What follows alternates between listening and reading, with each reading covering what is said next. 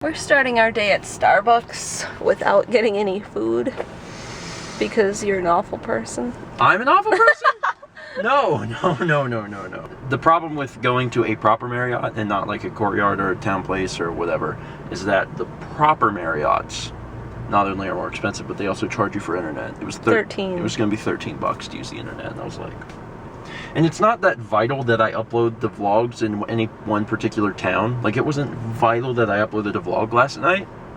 It was just like, you know, I could do it the next night. It doesn't matter if it doesn't go up because I'm not on a particular schedule. I'm getting them done, so that's all that matters. But, because we're doing a meetup, I needed the meetup video to go up. And I didn't want to pay $13 to upload the meetup video. So we drove to Starbucks. I got the video done last night. And I just uploaded it, so now it's all set. So that's good. Now that we're all set, this is scheduled, everything's good, we can get out of here. So we're gonna be going, our route today is El Paso to San Antonio, which is the longest drive of the entire trip. But we're gonna stop in Fort Stockton, which is in the middle, and it's gonna make it seem not so bad. I think it's like 7.5 hours total, but we'll be on the road a lot longer today. Our first stop is not Starbucks. Well, it is Starbucks, but our first real stop is... Okay, the day is officially started. Don't use the turn signal, buddy. Appreciate it. We're getting killed here in Texas because gigantic trucks want to merge into my lane without using any turn signals. Turn signals are overrated. Yeah, anyway, wanted to update two things. Well, I guess first off, you just look around. This is Texas. Eventually, it should get greener because we're still in the desert portion. We've traveled obviously from Los Angeles to Las Vegas to Flagstaff to Tucson to El Paso. So we've been traveling in a bit of a C shape, and the most the speed limit has ever been is 75. But only just now in Texas on I-10 did we see the magical number 80. The speed limit is 80, which is exciting because it's as fast as I've ever seen. In fact, Mal and I were talking about it the other day because the speed limit, the speed limit most of the way has been 75. And we were like, I wonder if there's anywhere in the U.S. where the speed limit is 80. And there is, Texas. I don't know if it gets any higher. I kind of doubt it. I think if you push it any higher than 80, you're pushing it.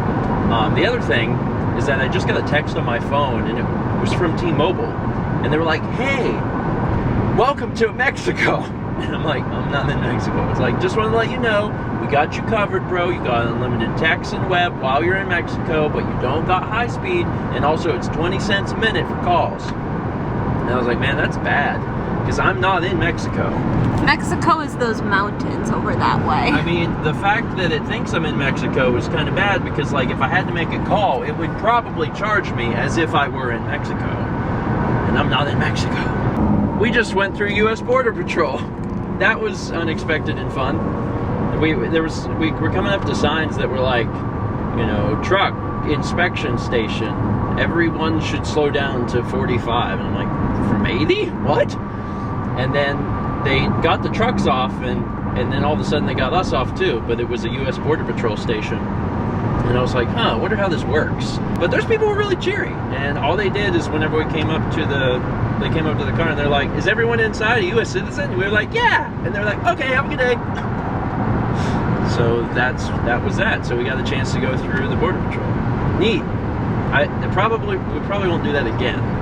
It's probably the only one that we'll do. But that's neat. That's another experience to add to the book of experiences that I didn't necessarily need, but happened to us. I gotta admit, not my ideal lunch, but the options were kind of limited. Subway, eat fresh. You probably should have got a bigger sub, don't you think? No? 6-inch? Alright, we got about 4 hours till San Antonio. A lot of the other travel vlogs we've had so far, we've updated like a lot. We may not go very far, and we'll update the vlog again. But today, we haven't really done that. The last clip, I think, was Fort Stockton, where we stopped at the subway to get lunch. By the way, Fort Stockton is the only like major thing besides, what was the other one, Azosa or something? I don't know. As Azona? I don't know. Those are like the only two real cities, and we went through both of them, stopped at both of them, and like there's nothing there.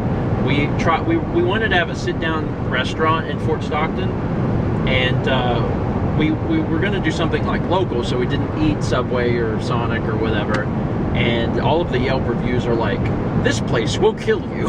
We're like, "Oh, good," because there was a bunch of like sit-down restaurants, but all of the Yelp scores were really bad, and we're like, "Oh." The ones that were good were closed, probably indefinitely. Yeah. So we're like, "Okay, great." So that's how we ended up at Subway. But since then, since we left that Subway, it's been like 4 hours or something. 4, yeah. Like 4 hours. We haven't shot anything because there's nothing. Like, West Texas is so freaking empty. From Fort Stockton to Azona, which was quite a while, there was nothing. There was not like if you didn't get gas in Fort Stockton, you would have just been screwed, because there is nowhere to get gas for like several hundred miles. Texas is large, but there's nothing in it. Like, there's nothing in West Texas. Like, after you leave El Paso, besides, you know, glancing at Fort Stockton and Azona for, you know, however long, there is nothing here. You just drive forever. It's empty. San Antonio, we made it. San Antonio is big. It's really big. It's a big city. We've been driving through in San Antonio for a little bit now. Mao's the one looking at the map, and she said that San Antonio is actually laid out very smartly, because she said it resembles a bullseye, and anywhere you want to go, there's multiple like interstates that get you where you need to go. So that's good. It's smart. It's smart.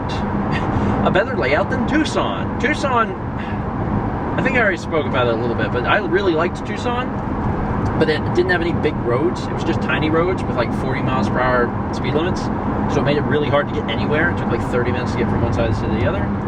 So I liked it, but I also, for that reason, didn't like it.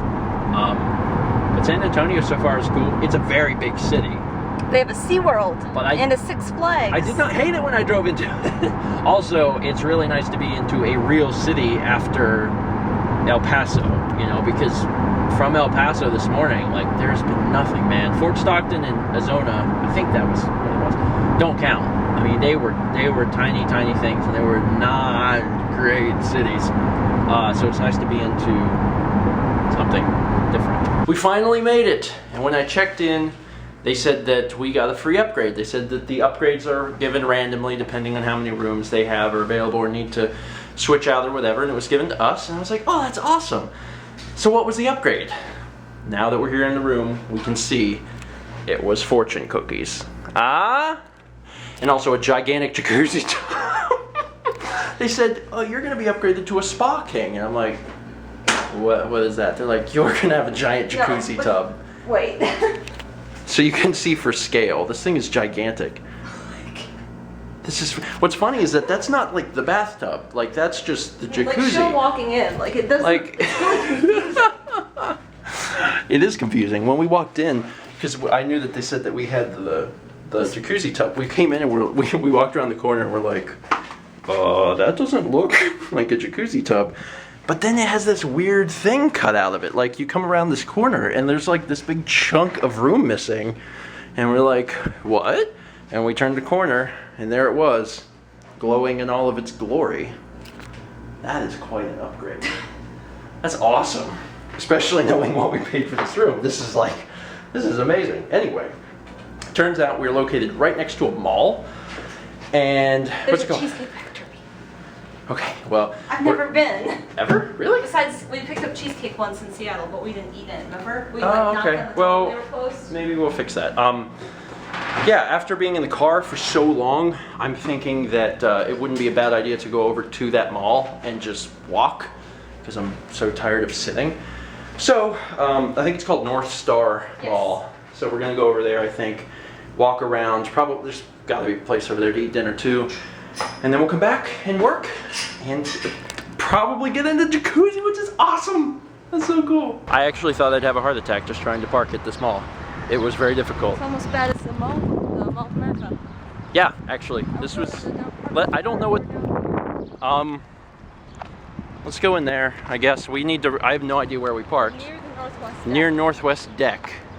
I can always come back to this video if I need help. That is not the mall. That is Game Over Video Games. But I will briefly explain why I'm filming that and not the mall. We went in the mall and we were hungry, so we went to the Cheesecake Factory and we ate. I had a ahi tuna, grilled with wasabi on a bed of rice. It was very good. And the Mao had an ahi tuna salad. It was good. It was very good. I had a bite of hers. I was a little jealous, but it was good. We sat outside because we didn't want to wait. And her food was cold because she had a salad, and I'm kind of jealous because mine was hot, and it was hot, but whatever. Mao actually looked up to see if there were any game stores nearby, and she's like, Steven, there's a game store Take a left.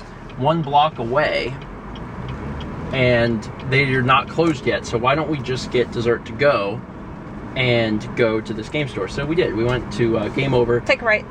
It's a big chain, just in Texas, right? Yeah, just in the area. There's only like 6 or 7 and stores. There was a few of you guys that actually said in the comments to check them out in Houston, but we're currently in San Antonio. That guy's coming over. We're currently in San Antonio, so we're like, yeah, sure, let's check it out. First off, the store was cool.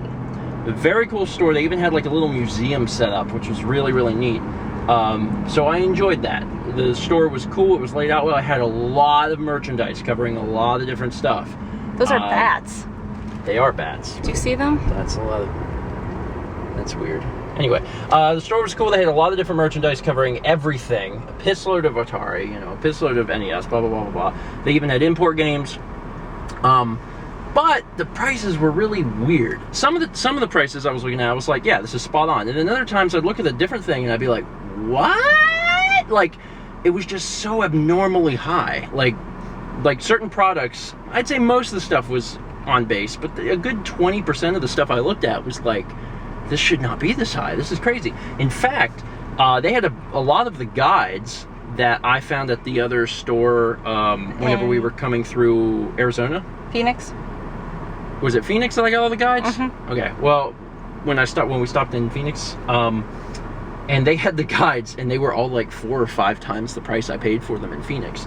Now that's a bad example because guides have a really weird price range. But even a lot of the games, like games that Player's Choice back home sells for like $5, the store had for like $20, and I was like, no.